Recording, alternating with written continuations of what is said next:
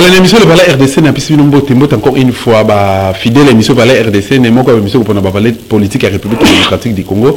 Si bien émission comme d'habitude des la jeunesse et Sidantini on a besoin d'apprendre Nicolas parce qu'à son tour à la mission il y a pour préparer la jeunesse montante dans la mission République démocratique du Congo jour après jour. Tout à l'heure, depuis 1960, il y a des ceux qui ont pour que payer comme un pays indépendant. Mais génération, il y a combien ou comment toujours gérer indépendance et Boma Lumumba et Bomisa Fumukimba Bomisa et Bomboko Kasavu Bokardan Malula étant d'être nos cités Mboka na biso oyo et ça plus bité na problème à occupation allez gérer ndenini lobby hier plutôt bandeko to bundaki na bango ensemble na terrain oyo to dénoncer qui to peut to bundisa occupation mais le ba koti na kata système ba komiko ko vomir les couleurs occupation oyo et bomisa ba aussi mukendi et kotisa ebele na prison peu na moya lelo ba mingi oyo ba zana souci vraiment ko s'impliquer na kata combat oyo mais vu ba problème la ba réalité mususu ba zana incapacité au salaire yango on a numéro politique à lelo tambi pona bino mwana mboka merle vous voyez ali moka ba activiste topé ba résistant na kati ya école Congo démocratique toujours na souci ya koluka ko libérer mboka na biso Congo ensemble na invité na biso merle vous to kozala to ko meka un peu ko réfléchir par rapport ya ministère topé secteur et à transport dans le Congo démocratique combien Makambozali gérer les problèmes à Est et à Mboka na Congo démocratique Est les lots Kolo Baké Félix a fait qui promesse que après à couper c'est on a pris à bon moyen pour que paix et comme réalité na katia parce que Est Mboka na biso mais état de siège où en sommes nous tout mais un peu qu'on réfléchir par rapport à bilan na yango paix des sous liberté expression et comment na katia article 23 na charte occupation au bas sous bengi constitution mingi paix des sous le camp social ya Mboka na biso République démocratique du Congo. Moi, je suis vous. Voyez, mon lamou, pembote na. Mbote ndeko dosta, mbote na balandi ya valeur RDCN, mbote na bandeko nyonso ya Dosta TV, pe na ba chaîne partenaire na yo, mais na robanda mbangu ne loko moko. Ozana maloba.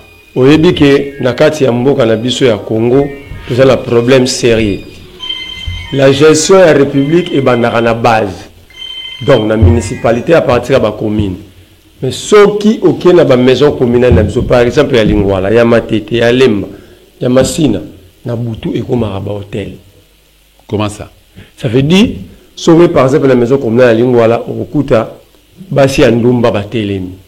Ceux qui mobile, moi, mobile, à la poste à Andumba, mon corps, Baté, vous foutez mon pas policier. Voilà la commune à sécurité et administration. La maison communale, on va sécuriser le pan, voilà mon bimba, PC Mbongo. À côté moi aussi pour des salles besoin. Torobeta Mbela général Kassongo a rééduqué les policiers. Torobeta Mbela na bougumestre ba commune na Tangia ba fongo la mise pas c'est impossible. Entre ta maison communale à lingua la recoute ba tumso sara misala na libanda na la cour wana mais ba commissaire au centre commercial. Beaucoup de maison d'habillement, ba kiosque ya ba cabine téléphonique. Place ba rotonga ba bâtiment pour aider l'administration de bien fonctionner, on va préférer louer ces maisons. Mais moi, vous n'avez d'accord pour nous partager même opinion que c'est tout banal dans la sécurité, le policier. Bon, tous on a secteur nyonso. Pourquoi et comment politique y a formation dans Mboka na biso ezwakisi na repère exemple tout le bourgmestre ozo gérer commune na ba collaborateur na nyonso bazo comment dirais-je baza na besoin de formation pour que ba exercer malamu na ba fonction na bango policier ozo ko kengela civil na biloko na ye aza na besoin de formation mais batu oyo l'état a payé bango opportunité ya kozwa formation tete Rolanda formation professionnelle te comment est-ce que ba ko ba attribution na bango na ba limite na bango ngai moko pour répondre mbango ngamo lobi na zaki victime afaki na côté ba kutonga supermarché mon amola deux supermarchés en diagonale. Chauffeur à côté des Mban, oui, il a commis une infraction. Les policiers ba télémicier à télémi. On les ba tout le mikanda ba botolier. Ba côté ici ma boko ba wele ba ulinga ba wele la naie contact. Chauffeur est bon non. Bouclé misinga oui, je reconnais que na côté des Mban. Deux policiers ba matin na ba client be na ka na chamutu ka pemeni. So do ke bureau to kende bureau. Ba policier ba boy. Oyo ke bureau pesa ka mbongo to tsika yo. Tanga boy ba ko moboto les contacts. Policier moi za ki wana asali décision méchante. Bimi sa kati ba piné na ye vitre ezaki ndambo ya parapluie ya ezaki ndambo ndambo batia chassé apanzi na parapluie wana na chassé wana. Moi j'étais là, je suis descendu na NSC maman. On te demande de réguler la circulation. On te demande d'arrêter s'il y a infraction. Et le monsieur n'a pas résisté. Comment, à plus forte raison, quelqu'un qui n'a pas résisté, mais beaucoup de niveau de tous les contacts. Au lieu de se mikanda. Bopindoli plaque d'immatriculation. Pendant que Moutouala a hôtel Maliboso Nabino. Au cas où il est-ce que les infractions sont commises par des pinés ou par la personne qui conduisait la voiture? Et que les policiers ont dit que la côte de la sémité na musala na e akanyi ngai. Et bosco qui n'est. Donc si na bureau, on est bon to na bureau, chauffeur payer à toquer, nous to tellement le commandant va venir faire le constat. Ce qui est la team de katami to comité kuna. Commandant monanité. Ti na bureau na la station Bagayao, commandant monanité. Comme on peut ça 20 minutes même 100 francs au cas na opia binoté. Même 100 francs au cas na opia binoté, vous allez nous dire ici quelle est l'infraction commise par des pinés et le parabrise. Est-ce que le chauffeur a résisté à qui? Non. Mais comment est-ce que nous avons résisté? Tu dois interpeller à Télémi. Parce que nous avons raison que nous avons résisté. Mais là, maintenant, vous êtes en face de quelqu'un qui a compris que vous avez agent à Télémi. Mais vous pensez pas, nous, tu allez piner, vous pensez paraprise, vous avez contact. Et au finish? Au finish, commandant moi, papa, vous avez non, on ne peut pas partir comme ça. Tout comme le bureau à l'État, il faut qu'il y ait PV dans l'établi pour qu'il constate la constat. Comme ça, les témoins sont là dans l'environnement, ils vont témoigner. J'ai compris, les gens où tu as rapport au terrain, tu peux pas commander au bureau parce que le commandant a refusé totalement de nous attendre. Mais tant que au début, au Sénaki, pas général Kassonga, Salam Salanae, Atala, Batoulaye, tout ça, mais les problèmes, moi je pense que c'est un problème, en fait, le vrai problème, c'est un coup de formation dans l'unité. La police est différente de l'armée. La police, travaille à proximité. Dans la société, nous avons toutes les couches d'individus intellectuels, les bandits, les voyous, catégories dans toute société, il y a un monde. Alors, les policiers, ils ont un minimum d'instruction déjà dans la famille avant de formation dans l'armée. Donc, dans la police, pardon, elle va recruter. D'abord, quels sont les critères à recrutement? Parce que si vous recrutez, on peut faire formation. Nous avons la capacité de mettre en pratique des formations pour PCI. Mais les lots sont total. Ça veut dire que quand il y a été ici, quand il y a lancé l'opération, le COF, il a arrêté de Koulouna. Il y a moi à présenter encore Koulouna. Mais à transformer, on a des policiers. Entre autres, tout le monde a des Oudjan. Mais il y a qui mais c'est que cas on fait aussi. Mais justement, dans la suite, la depuis c'est-à-dire la politique de recrutement à Congo, ils ont clarté. Deuxièmement, ce que le recrutement, tu vas comme à l'étape de formation. Non, recrutement, après recrutement, il y a la sélection. Mais après, on a mis la sélection. Quand tu as recrutement, la sélection. Ok, d'accord. J'ai tout mis dedans. Ça dit que vous recrutez par rapport à niveau moral intellectuel, niveau moral, il y a moral, il y a probité, mais mais toi, vous recrutez, tu vas faire la sélection dans le cadre de recrutement. Ils ont sélectionné qui? Parce que moi, j'en connais beaucoup dans la ligne. Et bien, tout le monde a dit que les policiers. Bolali bolamubi, le monde n'a pas comme les policiers. Et bon, ça la checking, a utilisé un matériel à Moutoumou Robo. Et c'est un individu comme ça, est-ce qu'il est digne d'être dans la police? Et bien, policier, tant que ça la sélection, il faut avoir une formation. Quelle est la formation? Merci beaucoup. Donc, ici, pour la citer rapidement, ici, le problème, c'est le recrutement et la formation. Et surtout, malheureusement, nous n'avons pas de députés. Si on avait des députés, première chose, pour nous limiter la bavure policière, il fallait réformer un secteur. Il faut une loi pour réformer une loi régissant et portant formation dans la police. Merci beaucoup. Mais, malheureusement, on n'a pas de députés. Et Nabi, c'est comme acquis des trompes population, à se comprendre, bazo ki mboka wapi, même qui a mo wapi, bazana niveau nini, pour ba comme là. Par exemple, quand vous posez la question à Kassongo, il vous dit que la police va s'arranger ça bien. Mais il y a un bureau climatisé, c'est nous qui subissons, par exemple, quand on a évoqué il y a un mourier. Il y a un bureau. Maintenant, on a habité, j'étais au propre dans la police, au lieu à créer une brigade Moko, dans la police, où nous avons le service et le contrôle. D'abord, il n'a pas à créer, parce qu'il y a l'inspection générale à la police, qui sera dirigée par le général Raus, qui est l'inspecteur général à la police.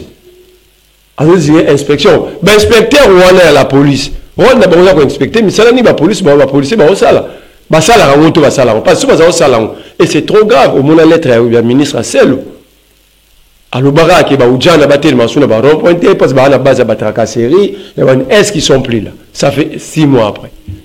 Merci beaucoup. Moi merveille vous tokena na secteur à transport. Félix n'a pas parmi ba promesse na ya pesaka et na peuple congolais a prometté que nous entre autres ressemble ba bateau, ressemble ba avion, tout ça. Où en sommes nous bateaux de pêche et puis ça qui espoir pour qu'il y ait même une inauguration na pas ba pêcheur na ngama kinkole CG. So na na mémoire malam. Où en sommes nous? Félix c'est que pour le comprendre faut ça l'académie des beaux-arts. C'est-à-dire il est multicolore. Il faut comprendre les couleurs, il change à tout moment.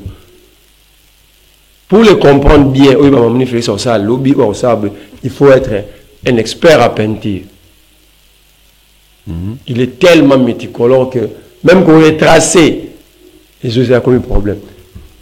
Le Congo a un budget de 10 milliards, officiellement. Et combien de 10 milliards officiellement, au Baloba. Mais si vous fouillez chez les experts économiques, le budget est de moins de 5 milliards. Le vrai budget. Alors, on peut ce exemple, Moko. L'exercice budgétaire 2022, tu as le 5e mois. C'est les 4 mois possibles. Parce que l'exercice budgétaire ici, là, dans le mois de septembre. Même pas 30% à réalisation du budget 2022. Même pas 30%. Tu as le mois de mai. Exercice budgétaire ici, là, dans le mois de septembre, pour permettre à l'Assemblée et à la Cour des comptes, à la loi à réduction des comptes, qu'est-ce qui a été fait, qu'est-ce qui n'a pas été fait, pour permettre à l'Assemblée, à la session budgétaire, pour le budget, c'est à partir de septembre. Donc, fin août, c'est fini les budgétaires 2022. Mais tout ça, il y a 3 mois en fait. Dans 3 mois, le budget va réaliser même pas 20%. Non. Alors, à créer. Donc, on dit qu'il a promettu un bateau, il a promettu une chambre froide. Il y a moins de 100 000 $. Abin a trouvé clé, il y a relié aussi Sanzala. Clé wana a une chambre froide. Or, clé au Sanzala, il faut qu'il y ait une pêche industrielle. L'agriculture industrialisée pour produire beaucoup.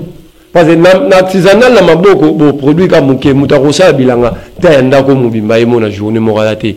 Peut-être Andako laisse Mbokati. Il faut agriculture avec des engins. Pour engins, ça fait 10 hectares.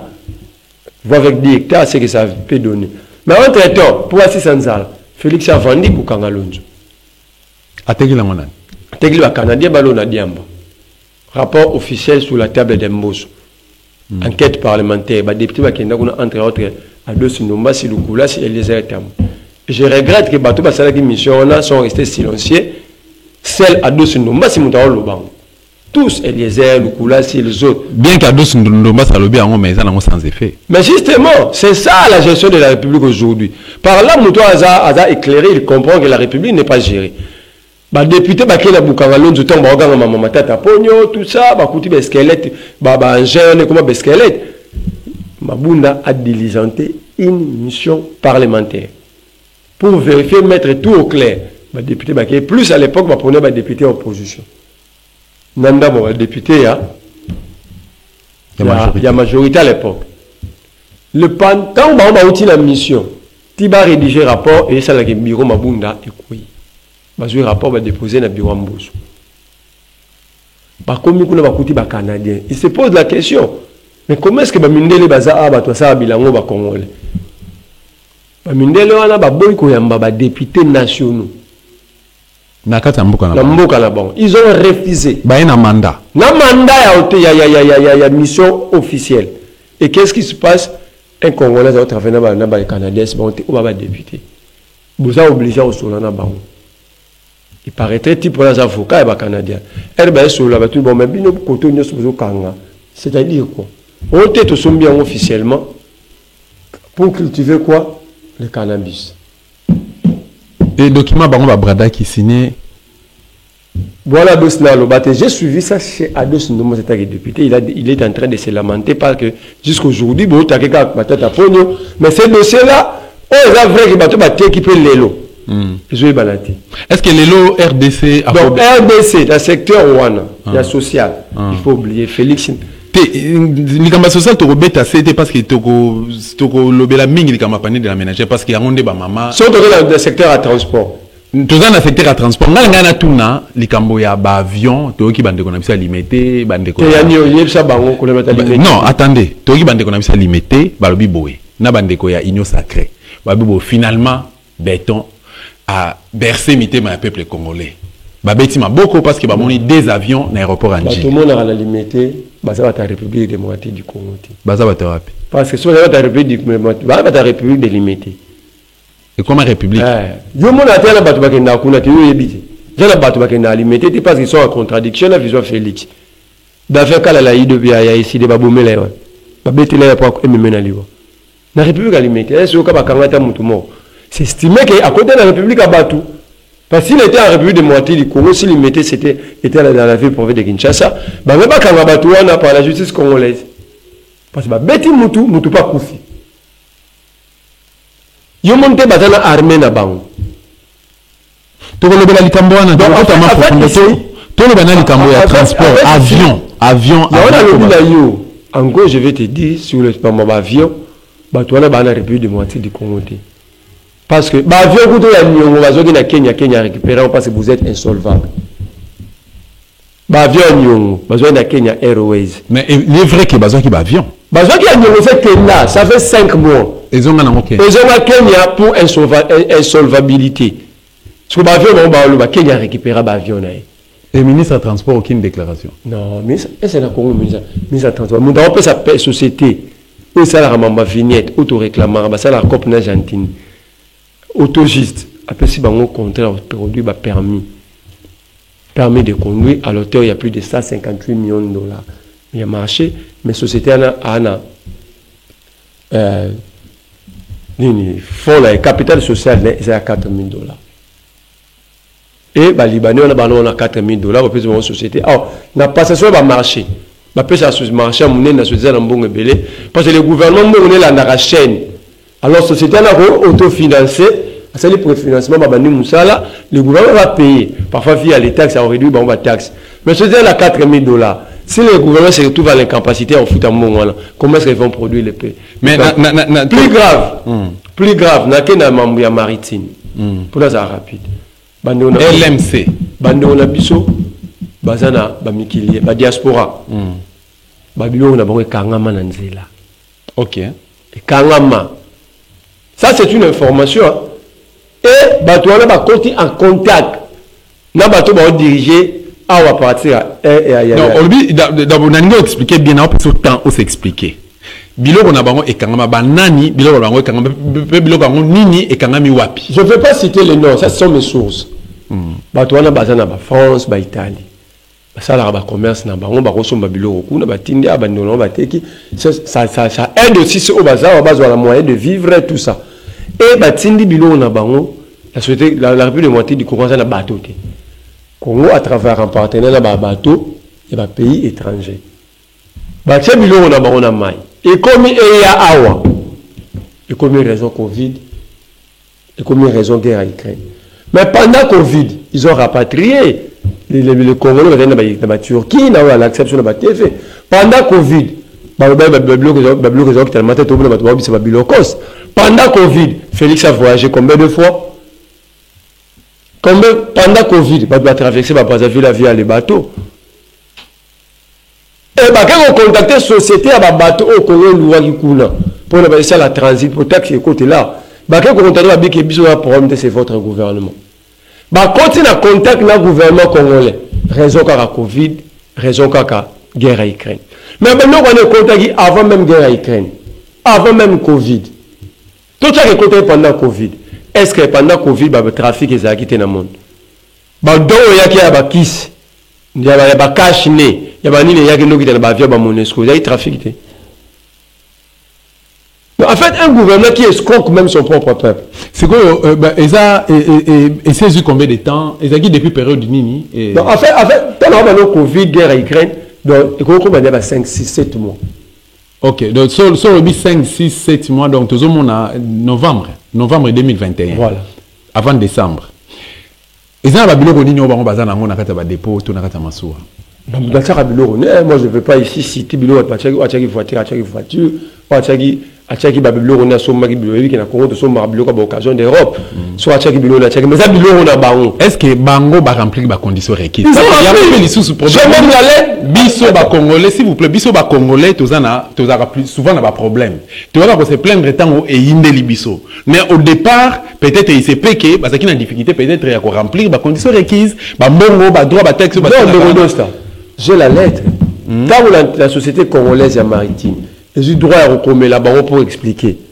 Bango, ceux-là qui va contacter. Bango va contacter Bango, même si tu fous ta bilo retour. Neni bilo n'a pas qui ne sont commentés. Tu fous ta bateau et à l'État loué à l'ouest quitter. Tu fous ta compte à l'État. Mais nous on va signer le Bango lettre pour expliquer. Et puis va continuer à contacter dans cadre de la société congolaise. Il y a fret maritime. Ainsi Bango, il m'appelle si Bango résout Covid. Ceux qui va remplir ça, il va conditionner. Comment ce type-là est responsable peut répondre? Maintenant, est-ce que dans le cas où on a besoin de bloc comme ce cause à périssable était? Mais c'est punissable. Périssable. C'est périssable. Il s'est fait qu'il y a tant 6-7 mois. Mais sur le bébé, en réalité, c'est l'État congolais, le ministère du Transport, les responsables et à perdre toi. Est-ce qu'on refoute avant? Mais en réalité, moi, je leur conseille d'amener l'État congolais en justice. Ce bilan de bébé, tu es l'État congolais en justice. C'est possible. C'est possible. Surtout au niveau international, c'est possible. Surtout au niveau aussi là où l'État menace accusé, elle a commis les bango pour expliquer la situation. Mais il y a des bango qui ont tout quand pour la Covid, pour la guerre à Ukraine. Pour ça, il y a des gens qui ont été poisson ba kendo somba na Namibie et ngaro ya ndenge nini parce que raison za guerre à Ukraine et za Covid trafic ezate ba poisson ya ndenge bato ba arrêter ba mituka ba député ba palissade et pendant Covid-19 mais frontière il faut vraiment que ça fait il faut vraiment qu'avant décembre là on a que la maman frontière je suis dans le fait mituka ba député et ya qui pendant Covid ça trafic était nous trouvons pas ce sénateur et il est calaté pendant que la guerre d'Ukraine est déjà là. Et ça trafic était. Tout le monde Félix pas autant à travers le monde. Félix a autant à travers le monde trafic. Fluidité ça va ministre va voyager. Avion où tu veux aller solo à Kenya et où tu Kenya qui RDC. Qu'est-ce que il y a qui RDC. Il y a qui RDC. Il y a trafic là où pendant Covid des qui n'ont pas guerre à Ukraine pesa la guerre à Ukraine. Ouais guerre à Ukraine mais là Covid pesa les temps là que ta terrasse à deux qui ces autres gâtés. Mais le trafic est ça là. Donc, au moment où il y a la mauvaise foi, quand il s'agit des Congolais, quand il s'agit du peuple, il s'agit de la population congolaise à émanciper, c'est à ce moment-là l'État lui-même. Mais moi, l'État est-ce que au sali enquête, bien que vous en avez des éléments de preuve, est-ce que au sali enquête, c'est raison, il y a un RDC, s'il vous plaît. On lobby aux autres défendre bandeko na biso bazana diaspora qui bazana difficulté ba bien na bango dali bloqué ba maswa ezate et puis kuna ba ici bango que non le problème c'est le gouvernement congolais ndé azana nyongo awa soka futi ba nyongana et que ba sali bazui ba sali ba corps ba signer ba corps mususu ndé ba disposer bateau pour que et embarquer bloqué na bango et en RDC donc en Afrique précisément na RDC mais pendant que toyoka ki discours ya Félix asengaki na bandeko na biso bazana diaspora ba ko investir baya ko investir en akata mboka ba pesa ba congolais misala et puis moi économie mboka mata ba futa ba taxe tout ça mais quand même Félix na gouvernement na ye au lobby que le bazo ko bloquer monte que contradiction de votre part ça contradiction ça c'est leur comportement ce n'est ça clair non Félix n'a pas été préparé à être même un chef de riz. Comment ça? Mais il suffit de la façon Félix a okumbela mboka. De la façon Félix a réfléchi sur le problème sérieux de la République. Tu vois qu'à cause de la même chef d'héritier. C'est par accident, c'est par l'hasard de la vie que Félix a retrouvé. Quand on a besoin de diaspora, il y a tout le monde. Mais tout le monde, lorsque on a répondre à une initiative commerciale, qu'on crée un mini PME. Mais ils vont engager des gens pour vendre ces marchandises. C'est un emploi extraité, mais c'est quand même emploi. Mais l'État pour empêcher que le Congolais évoluer. J'ai des points, j'ai la lettre. Est-ce qu'on compte la lettre pour tout tourner page? Je pardon, je dois passer 5 minutes. Je t'en rapidement. Parce que ce n'est pas normal que l'État y ait beaucoup à recréer la situation pour se faire souffrir son propre peuple. Moi, le mba pour téléviser ça mingi. Voilà. Ligne maritime congolaise, LMC, Armement national. Nous informons notre clientèle que les conséquences de la pandémie de Covid-19 qui bouleverse le monde économique depuis 2 ans et crée une forte perturbation dans le monde maritime n'est pas prêt de s'améliorer. Dans l'Atlantique, nous faisons face à une pénurie de navires car la plupart des navires déversent les trafics forestiers. LMC, qui est l'armement national, n'a jamais ménagé aucun effort pour servir sa clientèle. Le mieux possible est sur le marché d'affrètement à la recherche des navires adaptés à la cargaison et son trafic.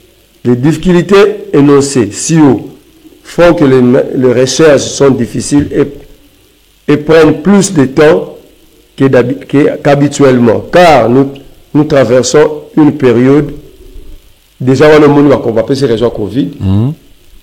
Ensuite, des difficultés consécutives au problème de Covid-19, la guerre en Ukraine provoque une augmentation vertigineuse des prix des combustibles, lesquels induira inévitablement l'application de surcharge de suite. Moi, vous n'avez signé document. Document signé par le commandant David Ngwa Mbongo, directeur d'exploitation. Il y a Ligne maritime congolaise, LMC, il y a un commandant, il y a armement national. Sikoyo. Il y a mis parlé, c'est là, document ça. Coordonnées du port. Donc, on a coordonné le port, Babilo Rabatouana c'est reconnu. Ok. Donc, l'État reconnaît que Batouache Bilo na bango. Comme toujours, nous avons Congolais, la raison c'est la Covid-19, la guerre en Ukraine. Est-ce que Négodost, vous trouvez ça juste? J'ai cité des blocs et tambours, la mboka automobile hier, dans le temps où il y a Covid. Bateau renouvelé, char automobile à présidence pendant la guerre d'Ukraine, pendant la Covid-19. Bateau sont dans le bloc où on va blender pour la sécurité président. Bateau formé pour la sécurité président. Bateau à la moyenne. Donc, vous voyez qu'il y a un problème sérieux en termes de la gestion de la République. Nous avons un groupe à Batumoro, qui a l'intérêt dans Bango. La lettre, elle est claire. Signée par le commandant, directeur d'exploitation de la ligne maritime congolaise. Moi, je pose la question à monsieur le commandant. Ce qui bilo rabattu bungi to baby. Ce qui bloque à bungi to baby. Puis ça peine à battre mususu parmi bango ba defa ki bambongo ba soki ba crédit pour ba investir. Ba crédit na ba banque na Europe pour ba investir na idée que soit été kami dans une année ba rosa na cap. Non, dans 6 mois. Tout ça si ça une année. Petit à petit pendant qu'il était kama, ils vont rembourser. Ce qui est baby to et bungi. Un bateau na côté problème na ba banque na ba nyongo, de qui sera responsable? Qui est le responsable maintenant parce que bateau na sauté na document na tangi où l'État reconnaît que ba futaki ils ont payé tout. Voilà. Mais ils ont tout payé. L'État a escroqué les Congolais.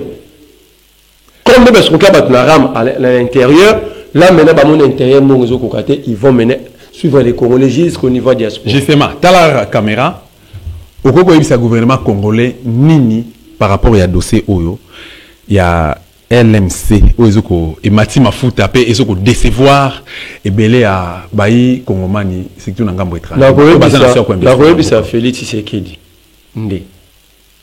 Na premier ministre, un ministre de transport. Bazoyoka. Tant que j'ai combien de Kongomani aux yeux pouvoir ballon la poto baya à tous travailler. Tant que le bail qui ensemble de retourner en moka, malgré au coquille tant que vous avez investisseur, mais un Congolais a la bonne foi, il va investir, il va payer sa bande, il va subir biloko ya boy. Tant que vous avez déclaré que la société, c'est que ça trafic à biloko dans la société européenne. Vous avez un contact dans la société publique na biso. Les Européens, la République démocratique du Congo, est à un niveau nini. Est-ce que le pays où on est conduit par investir, un pays où on va vivre le rabou?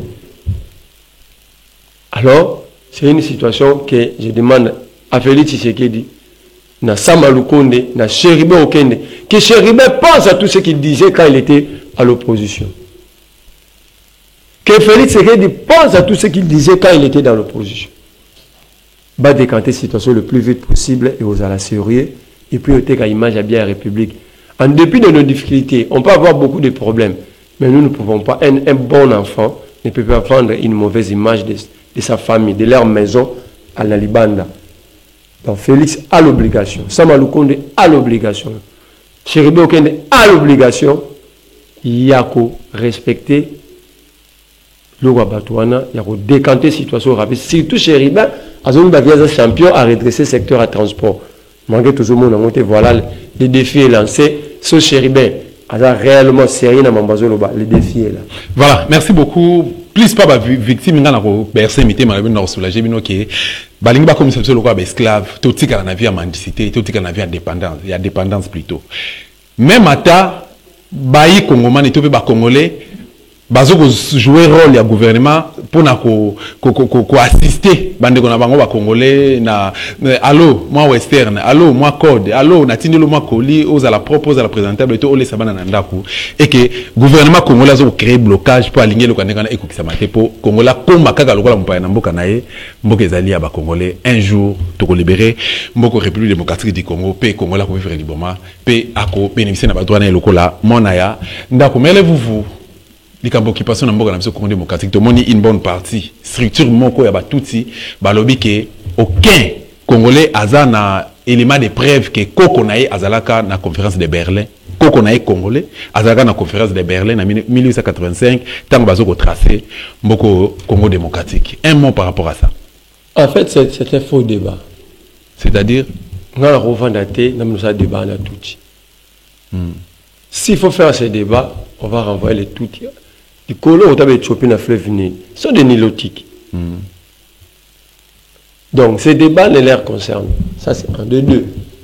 Mais ils ont eu le courage de le dire parce que nous avons une marionnette à la tête de la République.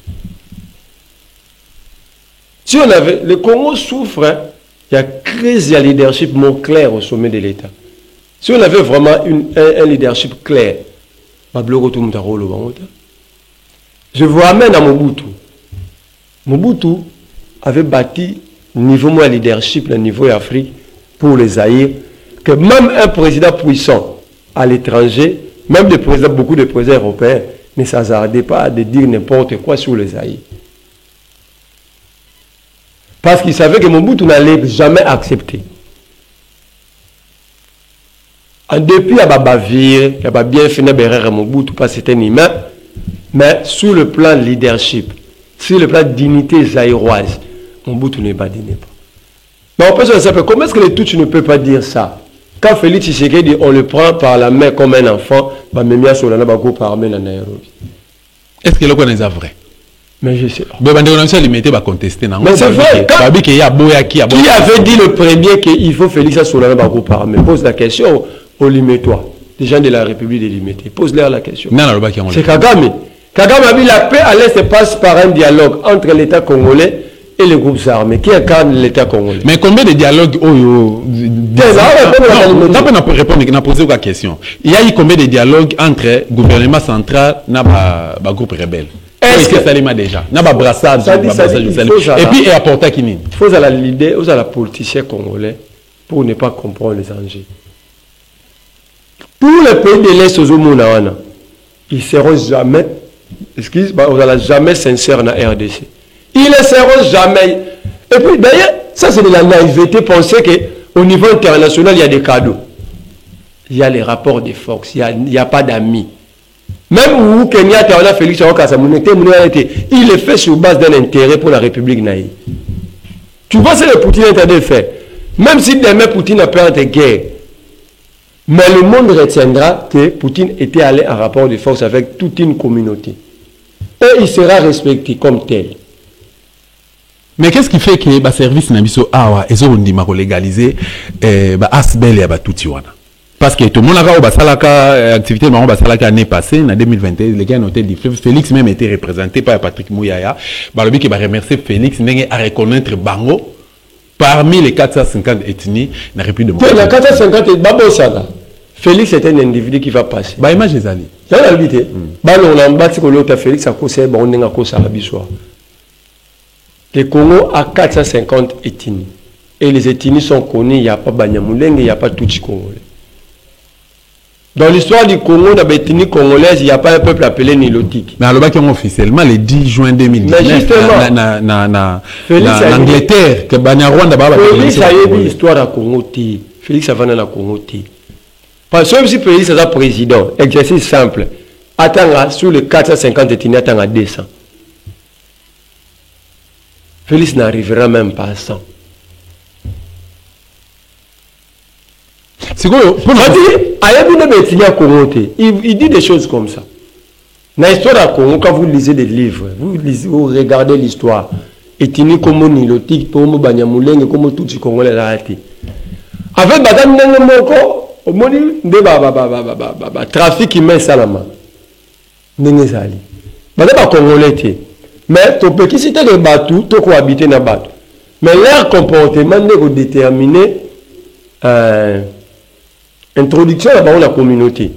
Parce que ici, toi, là, Zombo, Angolais, ils se reconnaissent comme tels. Ils sont pas posé ce problème. La Congo centrale, même la Kinshasa. La Kinshasa, basé belé. Ton nom est la route, c'est les mots, la commune à Zombo. Et c'est pas posé ce problème. Moi, est-ce que en fait, toi, là, Congolais. Félix, c'est Kagame qui les conduit, c'est Museveni, c'est Uhuru Kenyatta. Tous ces gens-là sont des Tutsis.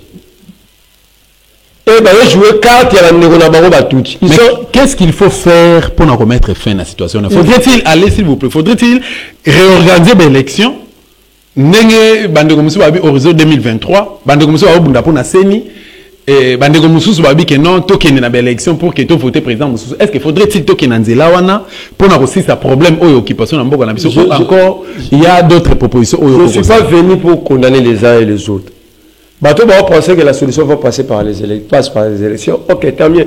Au moins qu'il y ait la solution sûre, qu'on ait de la vente ou de l'occupation. Bon, on va penser qu'il faut des bonnes lois pour faire sortir Congo de la crise.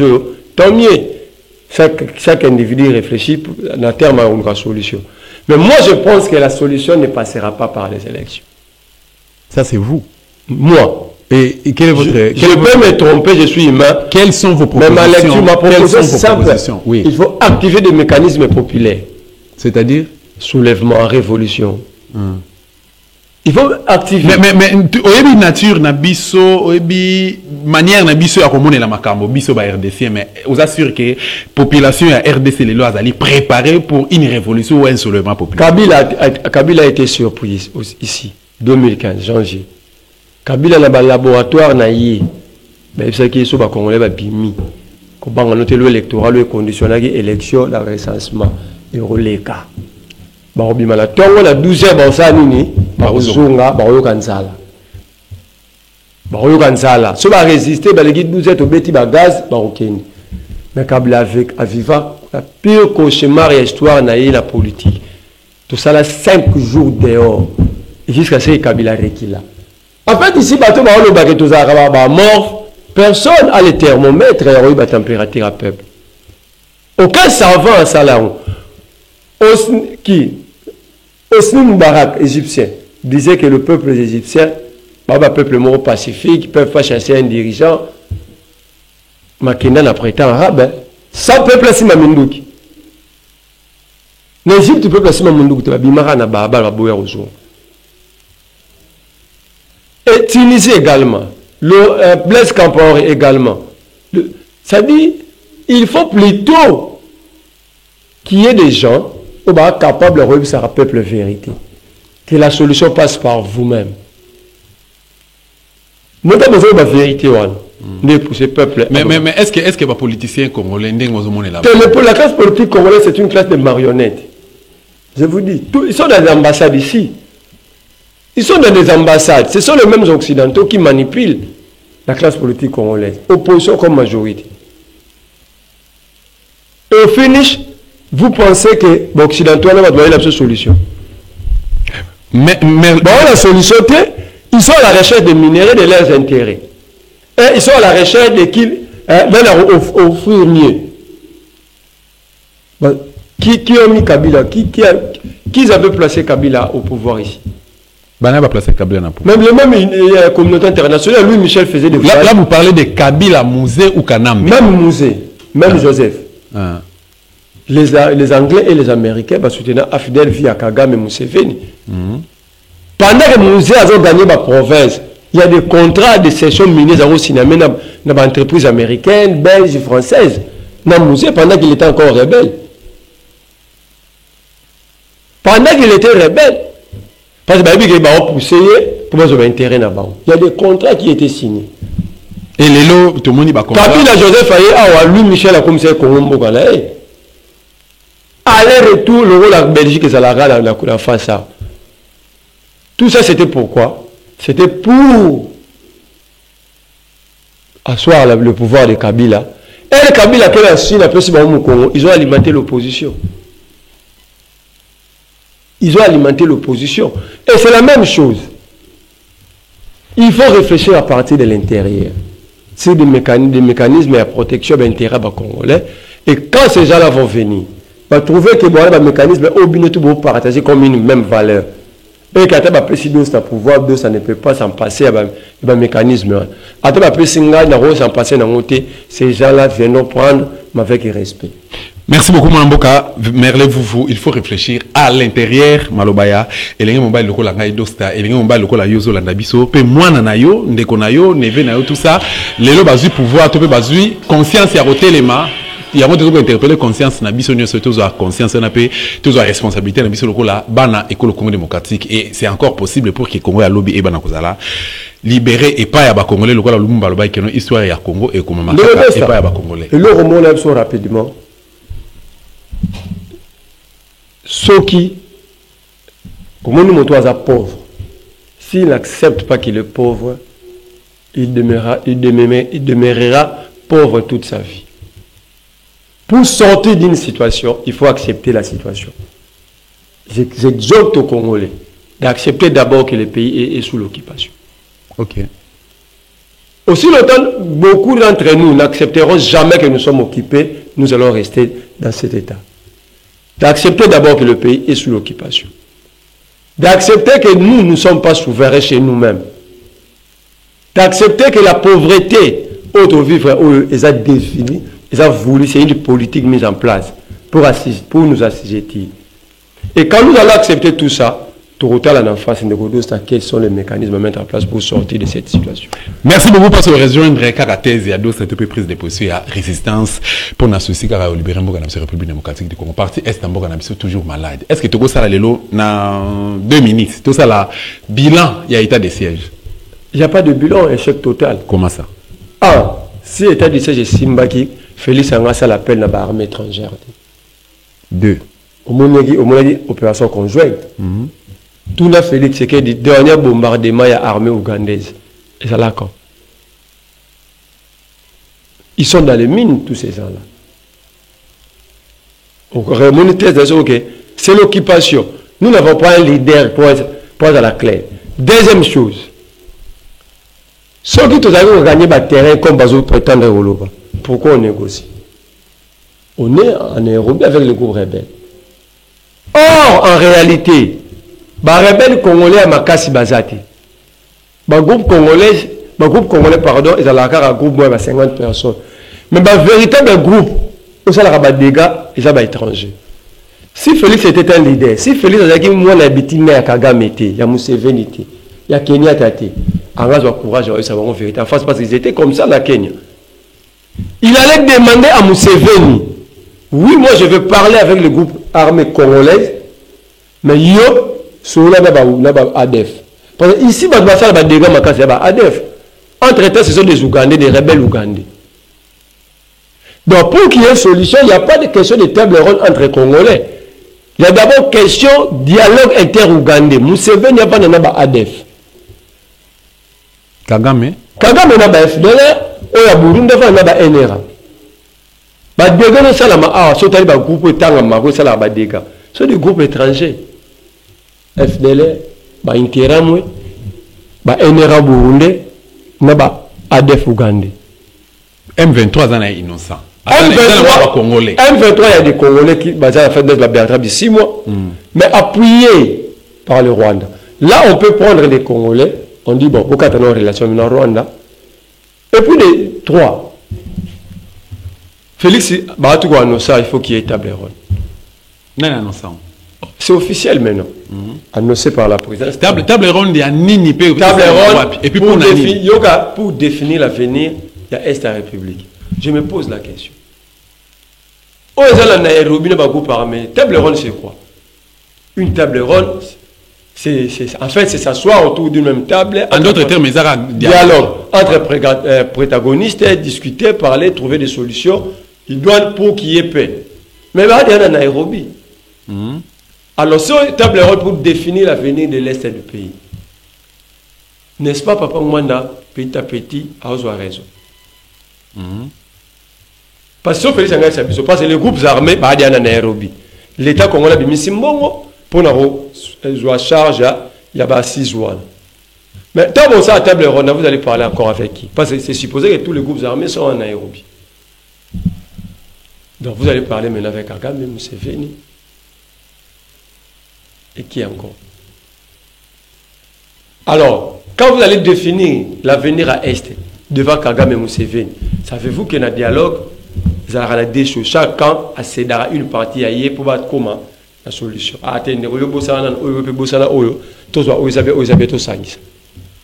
Kagame est sûr qu'on va imposer souci à occuper Est de la République. Que vous pouvez 500 km.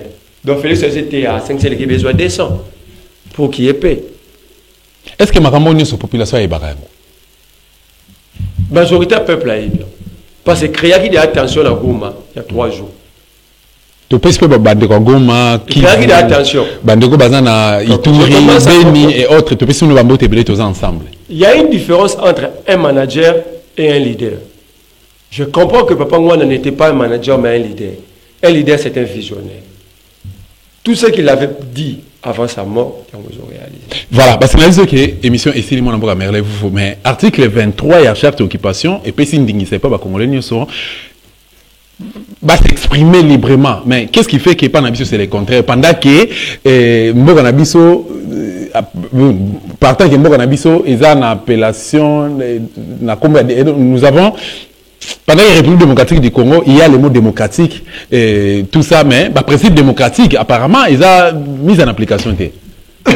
Félix Tshisekedi Alobara. Naka ya ndeko nabiso confrère nabiso Pero. Félix Tshisekedi Alobara. Tant qu'on a la président, on a exil, tu pas critiquer qui est. On a la prison, tu pas critiquer qui. Pero et où? Bah reprocher nani. Babi, outrage au chef de l'État. D'abord, le magistrat, on a que Félix n'est pas le chef de l'État, il est le président. Félix n'est pas chef de l'État. À sa président. Mais la cas est Pero, donc, est rapide. Pero lobby, Félix a démontré ses libido exagérés. Oui, moi j'ai dit Pero a raison. Pero a raison, Félix l'avait démontré ici à Kinshasa. Okay. Yo monate ke basine baswana a. Bakata Gisèle Mpela. Il a battu la soutien noir dans Kinshasa o. Pe ba refoula et ba ridiculiser na bana. Deux. Muto a un plaisir sexuel exagéré, nous d'accord ma polygame. Et c'est comme dans la basimi bala ta polygame té. Qui leur avait demandé ça dans la place publique? Yami Balé. Yami Balé, tant que Pero lobby, Félix Tshisekedi azo ba service à l'État, azo tia ngona ba na makambo na privé. Oui. Yami Satou. Yami Satou. Tant que Pero lobby Félix a voyagé avec 2 600 000 $. Oui. Yami ne. Voyage à moins cher à Expo Dubaï 1 345 000 $. Yangonde imismasum oya memi tomoni une bonne partie des journalistes pe mususu baza pro limité bazo s'acharner contre Pero. Dans 2 journées c'est na funda bango. Non. Funda liboso Kaboul. Kaboul. Parce que la lettre au ba radier Pero na INPC. Babi que batangi 3 infractions. Imputation dommageable, batangi diffamation batangi na injure. Quand Kaboul, comme INPC a radié bateau basal imputation dommageable ba diffamation. Kaboul avait traité des joueurs des escrocs. Les diffamation les imputations dommageables. Je vais saisir l'INPC comme ça va radier avec Kaboul pour imputation dommageable aux joueurs. Et Christian Bosembe. Yégo n'a fondé na INPCT. Au fond d'ailleurs. Na barreau. Un avocat ne peut pas faire une autre métier. Il y a le Binini. Moi, il y a un Kabila de nier sur la place publique. De quoi? De nier. Abenga Kabila extrêmement. Kaka. La TV. Abi Kabila za nier. Un avocat protège la société, la morale de la société. Or, un avocat vient maintenant détruire la morale de la société.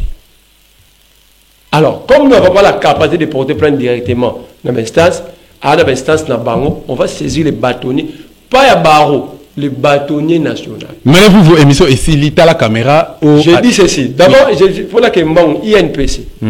L'INPC n'a pas le droit de radier. L'INPC, c'est Asbel. Et c'est tous les journalistes qui sont membres de l'INPC. Il y a plusieurs associations de journalistes. Bon, Bango va réagir. Pourquoi? Parce que Perrault a dépendre pas de Bango, a membre. C'est ça que ONG, la carte Asbel, pas de libre. Et ça, c'est la question que tu as l'ongé IDPS, toi, l'ongé INC, toi, l'ongé SID. Donc, va radier ça sous police. Justement, la caméra lancer message par Perrault. Ceux qui ont reproché les lots ou encore au Lobané, le comment quoi, Ibseni. Là, ça Perrault courage. Nous sommes en face d'un régime d'apartheid. Il faut continuer. D'ailleurs, quand on a CPN en exil, c'est là maintenant qu'on a le droit de retirer la vérité. Merci beaucoup de répondre à rendez-vous. Voilà, l'émission va la RDC. Merci. Je rappelle que comme on a émerlé, vous allez être activiste et résistant dans la République démocratique du Congo. Tous qu'on met réfléchir ensemble pour nous rebondir occupation sur le Congo démocratique. Ensemble, nous analyser par rapport à l'actualité sur le LMC, Topeline maritime congolaise ont posé problème les lots. Depuis décembre jusqu'à la preuve du contraire, et Kangami pe basati osali ba démarche de banquette osali, nous avons constaté que gouvernement congolais azana nyongo azana masuate ba bateau sala 2 semaines et ambakara ba biloko entre autres mituka pe biloko mususu et Kangami topé ba place oyo ba coopérer place ba négocier ba partenaire ya mboka na biso Congo démocratique ba boy ko céder. Pourquoi? Parce que gouvernement congolais azana nyongo pendant que to mona mbongo la république ezo ko servir ba famille ba individu paysan na ba poche ya batou mais ezo servir peuple congolais bandeko o bazo ki ba crédit na kata ba banque X ou Y lelo pratiquement plus de 7 mois oyo bazali na milelo pe ba biloko za na kati ya ba masuwa to na kati ya ba container les ali périssable bandeko musu baza ko piquer ba crise ba musu baza na hôpital alors mutu akosise bango azali te pe to soutenir ndeko na biso to pe confrère na biso Perrault oyo azali victime ya injustice na kati ya mboko Congo démocratique pendant que bozo ko prôner sur l'état des droits même mbeko mboka ezali respecté. Merci na bino balande miso vala RDC. Merci na maman Catherine Engwanda, merci na ba fidèle vala et avala RDC. Ne bolanda biso chaque dimanche na 16h15 na canal Kin télévision de chaque lundi na 22h15 toujours. Émission est disponible na YouTube beta www.dostative.com. Au Kolanda intégralisé à émission autour de l'occasion mususu.